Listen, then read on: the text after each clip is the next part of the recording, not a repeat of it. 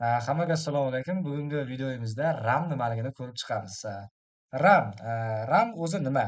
RAMni kengaytmasi Random Access Memory. Ya'ni o'zbek tiliga tarjima qiladigan bo'lsak, vaqtinchalik tezkor xotira yoki tezkor xotira deb tushunsak bo'ladi. Xo'sh, tezkor xotira o'zi nima uchun kerak? Hozirgi kunimizda, hozirgi kunlarda bittavoy texnikalarimiz, to есть mana bu gadjetlarimizda, telefon, kompyuter yoki televizorlarimizda hammasida RAM ishlatiladi. RAM o'zi nimaga kerak degan savol paydo bo'ladi.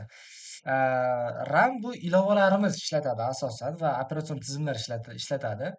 To есть, masalan, sizlar tasavvur qiling, kompyuterda siz qanaqadir faylda ishlayotgan bo'lishingiz mumkin yoki Ctrl+C, Ctrl+V bir bola ishlar qilayotganingizda vaqtinchalik narsani ushlab turasiz-ku ikkita ilovada. O'sha vaqtinchalik ushlab turgan narsangiz o'sha RAMni ichida saqlanadi, kompyuterda ichida saqlanadi. То есть mana bunaqa panel bo'ladi o'zi, o'shani ichida saqlanib turadi. Siz olib turgan ma'lumot yoki siz ishlayotgan Word fayl yo Excel fayl. Agar ularni saqlanib qilmasangiz, bilsangiz agar просто ilovadan chiqib ketib qolsangiz yoki kompyuter o'chib qolsa, RAMdagi ma'lumotlar shunday tozalanib ketadi-da, sizdagi kompyuteringizdagi ochiq ma'lumotlar esa yo'qolib qoladi. Nimaga desangiz, ular RAMni ichida saqlanib turgan bo'ladi. Ular tezkor xotira. Ulardagi ma'lumot saqlanmaydi umrbod.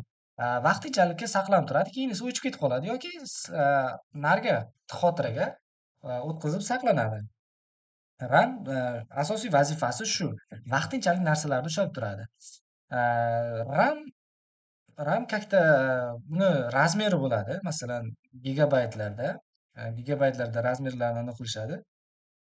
RAMda qancha gigabayt katta bo'lsa, shuncha yaxshi, shuncha dasturimiz tez ishlaydi va birdaniga bir nechta dasturlarni ishlatsak bo'ladi. Masalan, birdaniga bir nechta dastur deganda, masalan, kompyuterda yoki telefonda birdaniga YouTube, Instagram, Telegramlarni bemalol ishlatsak bo'ladi.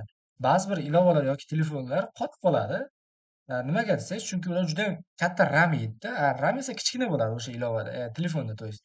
Shuni shuni hisobiga bizning qurilmalarimiz qotib qolishiga olib keladi. Xo'sh, RAM nimaga kerak?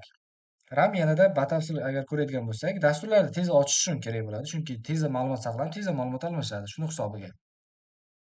Bir nechta ilovalarni birdaniga ochib, yengil ishlashga yordam beradi va protsessorga yordam beradi. To есть kompyuterda yoki ilova telefonni miyasiga yordam beradi. Miyasiga qanday yordam beradi?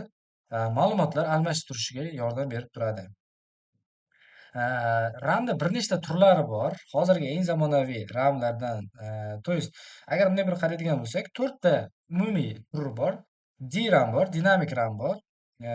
Eng katta tarqalma turi C-RAM bor, statik RAM degani, to есть juda tez lekin qimmat. Odatda kesh xotiralarda ishlatiladi.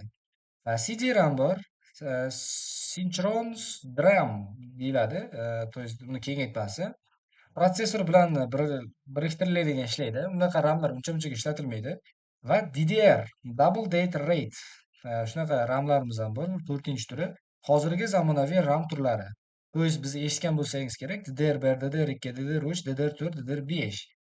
Mana shular eng ommaviy va ko'p ishlatiladiganlar. RAMni o'zi ko'rinishi mana bunaqa anada bo'ladi. Ko'rinishda bo'ladi. Bu plata bo'ladi. O'sha platada ma'lumotlarimiz saqlanadi. Buni bir nechta endi platani razmerlariga qarab ketaveradi. Qancha RAMimiz katta bo'lsa, shuncha ma'lumotlar tez almashadi va ilovamiz tez ishlaydi.